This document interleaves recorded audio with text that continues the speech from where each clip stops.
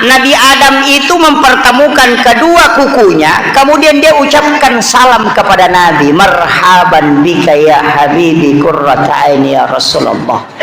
Inilah kalimat yang disampaikan oleh Rasulullah.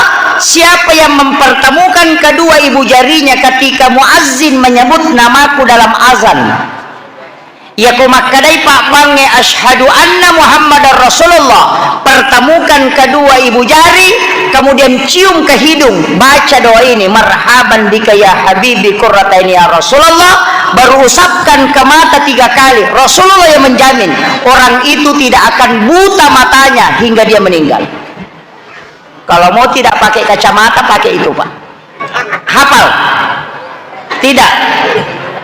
Kalau tidak hafal, pakai yang kedua. Nanti kalau berwudu, ketika membasuh muka, jangan tutup mata. Itu obat. Kalau tidak bisa baca itu. Jadi kalau berwudu membasuh muka, buka mata. Itu obat mata. Kemudian yang ketiga, kalau masih tidak bisa, pakai yang ketiga. Ketika membaca Al-Quran, menemukan ayat yang berbunyi Sami'un Basir, singgah, letakkan kedua ibu jari di atas lapas itu, masukkan ke langit-langit, baru usapkan ke mata sambil membaca sholawat 3 kali, kemudian tekan di ujung kuping ini, tekan ke dalam sampai bunyi. Kalau dia sudah berdengung, maka langsung bacalah haula wala quwata illa billah.